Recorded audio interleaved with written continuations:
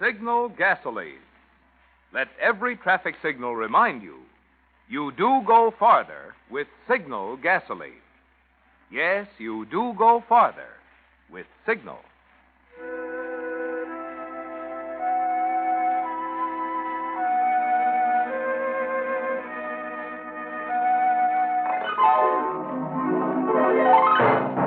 The Signal Oil Company and your neighborhood Signal dealer bring you another curious story by The Whistler. Tonight, The Man Who Came to Murder.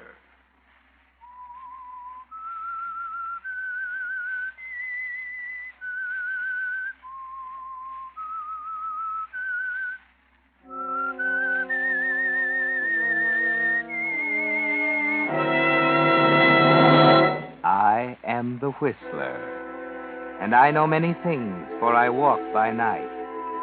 I know many strange tales hidden in the hearts of men and women who have stepped into the shadows.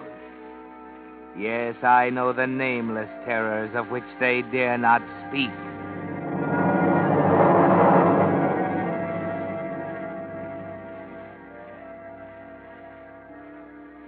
You can live too long. Did you know that? Oh, yes. Especially if you have money, a lot of it, and heirs. Like Helen Hargrove.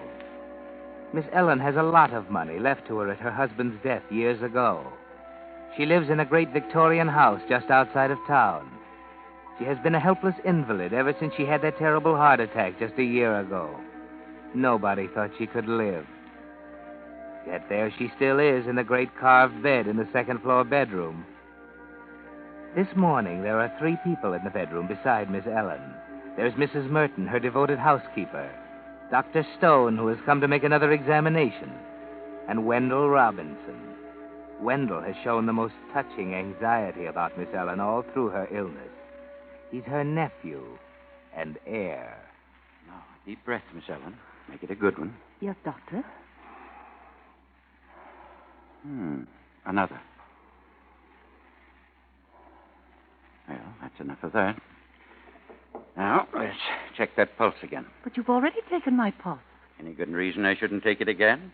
I like to hold a lovely lady's hand. You? Oh, Dr. Stone, what a thing to say to an old woman like me.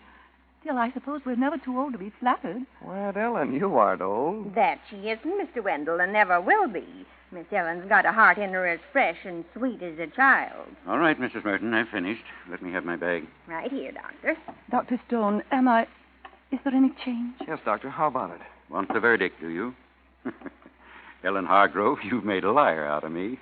What? I don't... A year ago, I said you couldn't live a month, and here you are, frisky as a lamb in the pasture.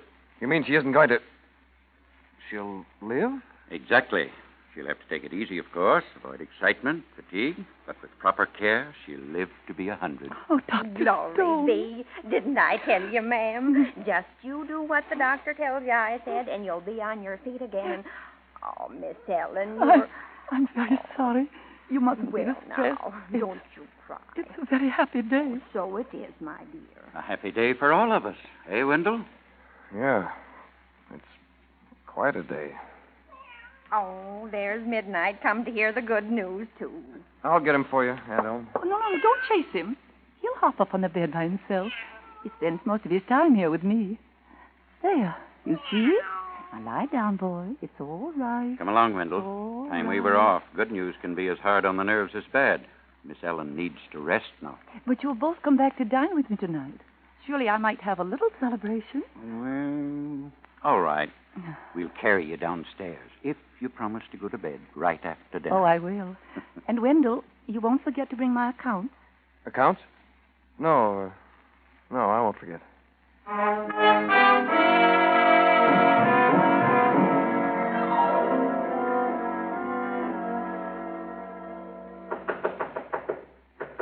Hold your horses, can't you? I'm coming. Well, who is it? Open up, Hale. It's me. Hurry. Wendell. Oh, wait a minute. Oh, you crazy fool coming in here in the daytime. Suppose somebody spotted you. The old woman catches on we're married, she'll cut you off without a thin dime. Shut up, will you? She isn't going to die. What? Oh, you're crazy. The doctor... Yeah, he said. Now he says she'll live to be 100 if she takes care of herself and avoids excitement. And that's not the worst. Nothing could be worse. She wants to check up on her accounts. After a whole year of leaving them in my hands, she's got to see her bank statements tonight. You know what'll happen. She'll find out about those checks I raised. Well, we got to get out of here. Snap out of it, Wendy. How'll she know it was you raised the checks? Other people have cashed them for her. That housekeeper, even her chauffeur. Well, she'll find out somehow and send me to jail. You don't know her like I do. Listen to me, Wendy. You take her those statements tonight. You're out of your mind. No, she won't be able to prove it was you raised the checks. You or one of those servants she's so crazy about. Not tonight, she won't. But no matter who raised them, it ought to be quite a shock to the old girl. Remember what the doc said. Avoid excitement. Just like that. Well, you're a wonder. I don't think she'll be around tomorrow to do any finding out.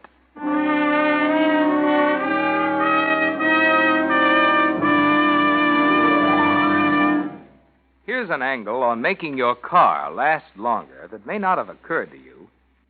When you choose a doctor for your own health, you're careful to select the most reliable, most conscientious doctor you can find.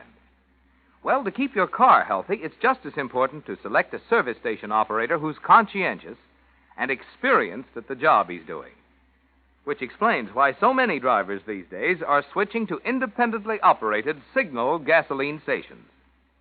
You see, each Signal dealer is in business for himself. Servicing cars is his permanent work, and naturally he wants his business to grow. So he has a personal interest in pleasing you so well, you'll come back again and again and be his steady customer. As a result, you get not just the minimum service you ask for at your Signal gasoline dealers, but also those little unasked-for extras that can make such a big difference in the life of your car. With the average car on the road today over 7 years old, this conscientious, thorough Signal service is more important to you than ever before. More reason than ever why you should make it a point soon to get acquainted with your neighborhood Signal gasoline dealer. And now, back to the Whistler.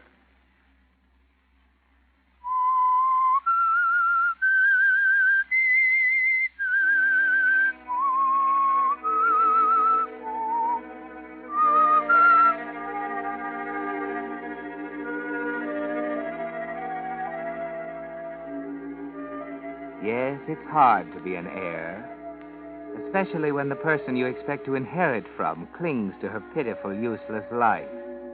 It makes you nervous. After a while, you might even step up beside death and guide his groping hand.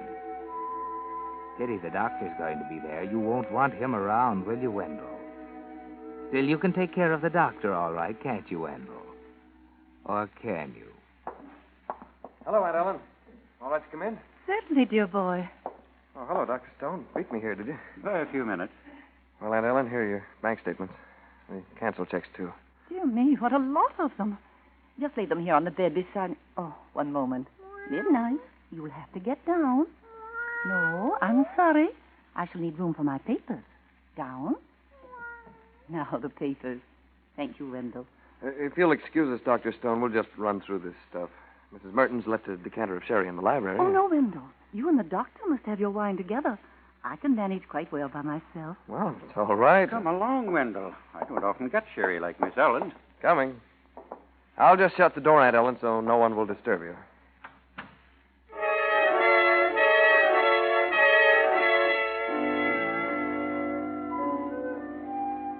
So it was easy to get the doctor out of the room after all. Here he is, shut up with you in the library. And upstairs, your aunt is shut in her room alone, where nobody can hear her if she cries out. You're congratulating yourself, aren't you, Wendell? It's working out as smooth as butter. More sherry, Doctor? By all means. Second glass can't hurt me. Oh, not of this stuff. Grand wine. Uncle laid it down right before I was born. Are you sure it's all right? What, do I? No. Aunt Ellen. Letting her work over those statements. Why wouldn't it be all right? You don't think it might excite her too much? Bring on another attack. Your concern is admirable, my boy, but there's very little excitement in bank statements. I didn't mean excitement. Tired, that's the word. She might overdo. Nonsense. Miss Helen will be all the better for knowing exactly where she stands. And by the way, she was just telling me how proud she is of you, of the way you've changed, taken things over, and dropped that young woman. I'm sure it helped her condition a lot. Excuse me, Mr. Wendell. Miss Helen would like to speak to you in her room. Aunt Ellen? How did you know? She told me herself just a moment ago. Excuse me, Doctor. Surely. You needn't come up, Mrs. Merton. Oh, it's no bother to me. I was going up anyway to tidy Miss Helen for the evening. You stay here, do you understand? My aunt sent for me. Well, Yeah, I mean, there'll be plenty of time to get her ready after I come down. very well, sir. I'll wait in the hall.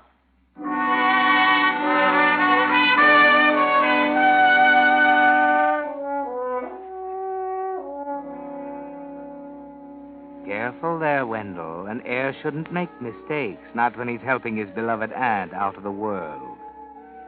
The doctor and Mrs. Merton looked at you very strangely just then. Better not trust those nerves of yours too far. Better make sure the old woman dies now. You want to see me, Aunt Ellen? Oh, well, no. Come here, please. I made a disturbing discovery. Most disturbing. Why, what's the matter? Well, it doesn't seem possible, but I believe the bank must have made a mistake. A mistake? The bank? Oh, come now, Miss Helen. I know it seems strange, but there can't be any other explanation. Well, there's got to be. Banks don't make mistakes. The statements are wrong. You mean they don't agree with the checks you drew? Oh, but they do, Aunt Ellen. Remember, I've gone over these myself. No, it's the checks themselves. Look at this one. It's drawn to cash for $1,000. Well, what's so funny about that? Costs money to run this house. Oh, but everything is paid for by check. The household expenses, salaries, any large bills. I never write checks to cash, except for a little ready money in case of emergency. And never for more than $100. 100? You sure about that? Certainly I am. But this is one for $1,000, and there are others. I see. Wendell, dear, what is it? Look here, Aunt Ellen, you haven't been able to go to the bank yourself lately.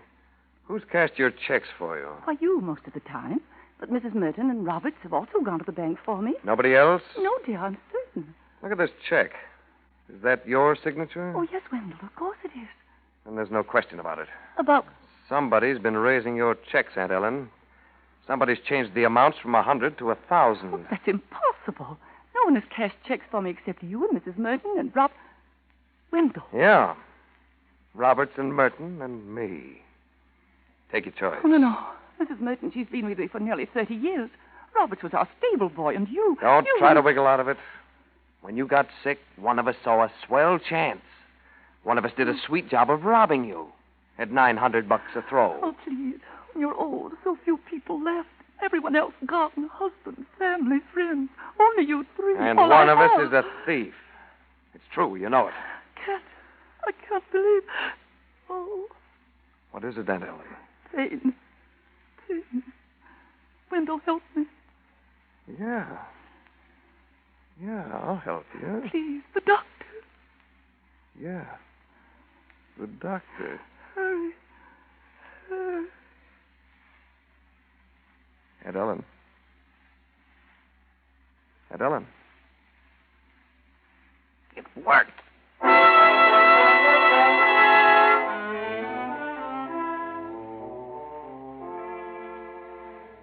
Oh, yes, it worked all right. A sick old woman's heart won't stand much. And the doctor told you once she collapses, she must have immediate attention or she will die. You're going to slip out of this room softly. You're going to close the door behind you without a sound. You're going to keep Mrs. Merton talking downstairs. And when at last she comes up, she'll find your aunt dead of a sudden heart attack. Safe, Wendell. Safe? Why are you backing away? Can't you turn your head away from that still body on the bed? There's something behind you, Wendell, a black, furry shadow on the floor. It's midnight, Wendell, sound asleep, and you're stepping so very softly. Careful. Look out! What? Oh, cat. Shut up, blast you. I didn't mean to hurt you. Can't you keep quiet? Whatever's the matter with midnight? Mrs. Merton, she's coming up here. She'll see. Shut the door. Keep her out. No, that won't do. Mr. Wendell, did something happen to midnight? Call to her.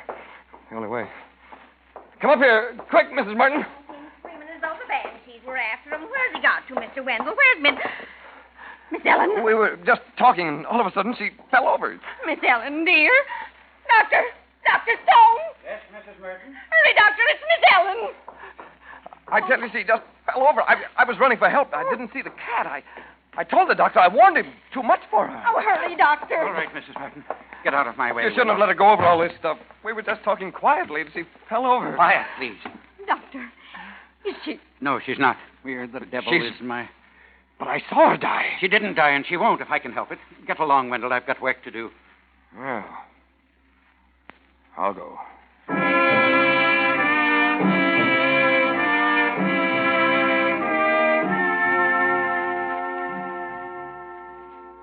Too bad, Wendell. Everything ruined because you stepped on a cat's tail. Such a little accident to spoil a perfect murder. The doctor told you to get out, didn't he? Well, you're going. Out of the room, out of the house, like a scared child making for home. And Lil. Poor Lil. She expected a lot from you, Wendell. Money and security for the rest of her life. But she knows the moment she sees your face. If I could just kept the doctor out a few minutes longer. It was going swell, Lil. She was dying, I know it. If only Oh, the cut it doctor- out. What's the use of crying? The doctor got there too soon, and that's all there is to it. No, it isn't all. She knows now that somebody's been after her money. She'll track us down. What'll we do, Lil? You name it. Listen, we can't get away. We've got hours. All night, maybe longer. The doctor won't let Aunt Helen talk, sick as she is. The police will never catch up with us. Don't kid yourself. They always catch up. Well, we just can't sit here. When she wakes up tomorrow, we're through. If she wakes up tomorrow. If she... Lil, What's the matter with that? She's had a shock, hasn't she? She might die in spite of everything the doctor can do. She might die in her sleep, perfectly naturally. and if she doesn't, Yes. If she doesn't. it'd be her own fault. She ought to have died a year ago. That's my Wendy. There can't be any tomorrow. All right, Lil. Good guy. Can you get in the house? Easy. She keeps her window open for the cat. There's a big oak tree outside. I can let myself down from a limb to the balcony. Wait a second. Won't there be a nurse with her? Not a chance. Aunt Ellen can't stand having a nurse in the house. Says they make her nervous. Mrs. Merton takes care of her. The housekeeper? Will she be in the room? Why should she be? Her own room's right across the hall. The doors are kept open. Door's open, huh? You'll have to be awful quiet. I'm not taking a brass band. I thought... a knife? A knife? Use your head. It's dark as pitch already. No moon and an overcast sky. You weren't thinking of putting on the light. No, A gun? And wake up the whole house. What you need is a sock. A sock? Yeah, a good strong one. Like those wool things your aunt knits for you. Hmm? Sure, one of them will do it. Fill it with pebbles and tie it tight. Even dark as it is, you ought to be able to make out her head on the pillow. Just one soft thump. Yeah, one ought to do it. She'll die easy. Listen, though. Suppose somebody sees me. Late at night in a hick town. Folks around here go to bed with the chickens. Besides, you'll have an alibi. Alibi? Yeah. We're going to leave my place now and go to your room. We're going to make good and sure somebody sees us. Later on, you'll slip out. But I stay, see? And when they come to tell you about your aunt, I can swear you haven't left the place. And nobody will be able to prove a thing.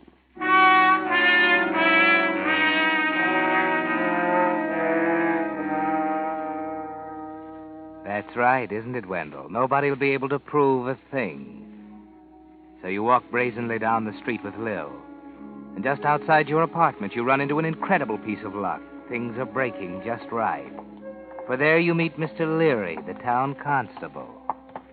Oh, evening, Mr. Leary. Huh? Who's that? Oh, it's you, Lil Edwards. Mr. Robinson. Yep, that's me, all right. Now, come on, Lil. Here's where I live. She going to see you this time of night? Listen to him. What's it to you, Constable? Yeah. Anything wrong with asking a friend in for a drink? Well, it's your own business. But the old lady out the big house ain't going to like your taking up with Lil again. Yeah, like you said, it's my business. Come on, Lil. Get the door open fast. Yeah. Swell. He saw us come in. Oh, as soon as he's out of the way...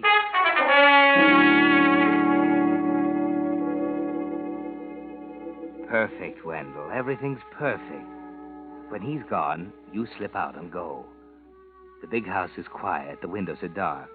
You slip off your shoes, swing yourself up into the oak tree, edge along the big limb over the balcony. Let yourself down now, easy, without a sound, beside your aunt's open window. Step over the sill. It's darker than ever in here, isn't it, Wendell? Pause for a moment, staring toward the bed, until your eyes make out a blur on the pillow. 3 light steps in your stocking feet as you tug something out of your pocket. Now. It's all over. And no one has heard you. There isn't a sound. What? No sound? What's that?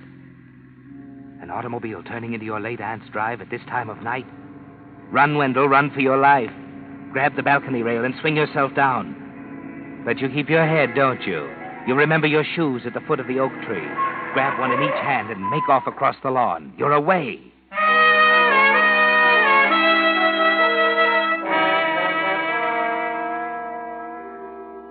Back at your place, you tell Lil what happened, and the two of you prepare for what's sure to come. You've got to make it look as if you haven't been out.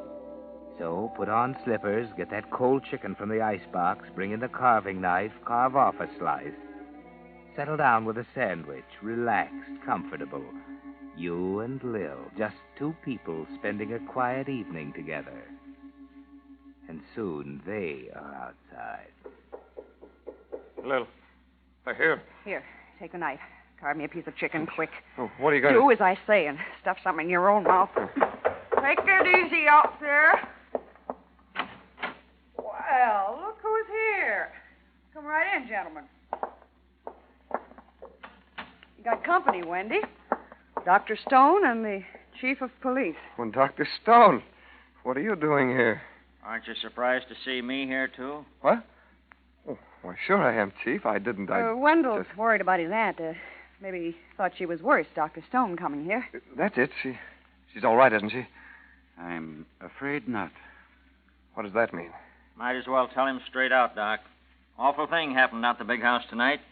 Somebody broke into your aunt's room. Broke in? You mean a prowler? Might be. Nothing was taken. But maybe Doc's car scared him away before he could look. Or maybe he came on purpose to murder her. Murder? Is that Ellen dead? I'm sorry, Wendell. Oh, that's terrible. Oh, poor Wendell.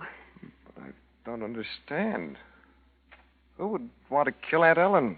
That's what I wondered. Figure on finding out, too. We'll get him all right. And when we do... Not you, Mr. Robinson. Me. Don't reckon I'll have much trouble. The fella left the murder weapon behind him. What? Wendell. Yep. Must be a shock when a car drives right up while you're doing murder. Fella needed both hands to swing down off that balcony. Maybe he never knew he dropped it. Ever seen anything like this before? It's just a sock, an ordinary sock. Not ordinary. This one's hand-knit. Know anybody that knits socks around here, Doc? Yes, Miss Helen. That's so. Well, who'd she knit them for? For Wendell. What are you up to? You can't frame me for this. I never saw that sock before. Sure about that? Mighty fine wool in this sock. Expensive. Don't know as anybody in town, but Miss Helen could afford it. Mrs. Merton says she ordered it special from New York. Merton's a lying old troublemaker. I tell you, I never saw it before. Of course not. As far as we know, it's just an ordinary sock filled with pebbles. Well, now, ain't that interesting? You never saw it before. Then how did you know it was filled with pebbles? What? I didn't. Said so before witnesses. They're always filled with pebbles. Or dirt or sand. You'd have to feel to know which, unless you mixed it up yourself. I don't know anything about this.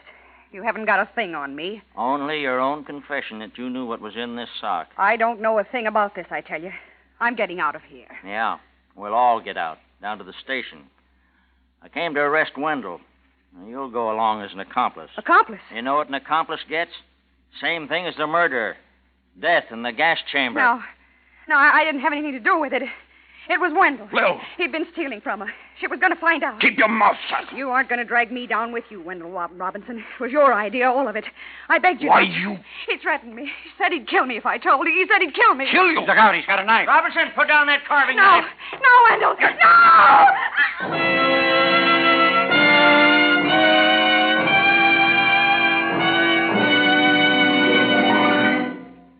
The Whistler will return in just a moment with the strange ending of tonight's story. Meantime, here's some hot weather motor mathematics for you drivers to think about. Take the temperature of the day, add 2,800 degrees, the temperature inside the average cylinder head. That adds up to a lot of heat. A mighty good reason why car cooling systems should be in tip-top shape to protect motors through summer driving. How's yours? If it hasn't been inspected recently, your Signal gasoline dealer will be glad to do it for you. Perhaps your radiator is choked with sludge and rust. Your Signal dealer has a special rust and sludge dissolving compound that will not only restore cooling efficiency, but can't harm the metal. Another thing, he has a radiator sealer to stop small leaks, and a rust preventive to protect radiator and motor from further corrosion. If you need a new water hose or fan belt, your Signal dealer has the finest heavy-duty quality, and he will install them while you wait. You see, your Signal dealer is much more than a place to buy Signal's famous Go Farther gasoline and fine lubricants. Wherever you see Signal's yellow and black circle sign, there you'll also find complete, conscientious Signal service to help your car run better, look better, and last longer. And now, back to the Whistler.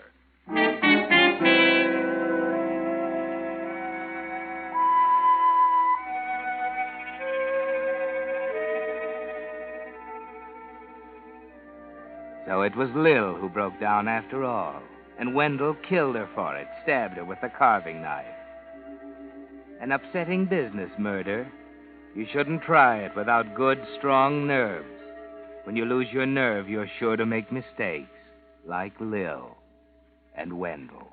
You shouldn't have done that, Wendell. Why not? They won't kill me any deader for 2 murders than for 1. 2 murders. Aunt Ellen's and Lil's.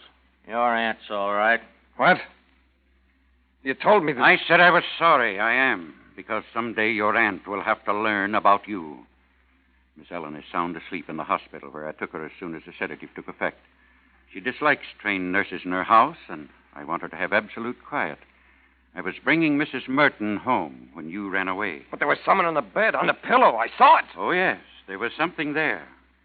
Possibly the SPCA could have you fined, but I doubt that a jury would sentence you to death for the murder of your Aunt Ellen's cat.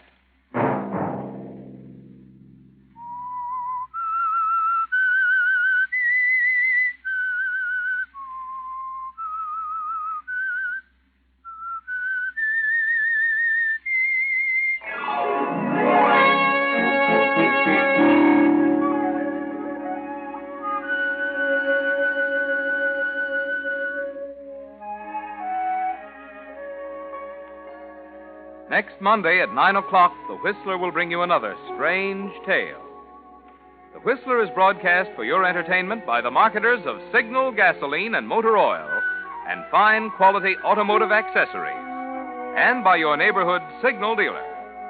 This program, directed by George W. Allen, with tonight's story by Sally Thorson, music by Wilbur Hatch, is transmitted to our troops overseas by the Armed Forces Radio Service. This is Marvin Miller speaking, and suggesting that you let every traffic signal remind you that you do go farther with Signal gasoline. Yes, you do go farther with Signal.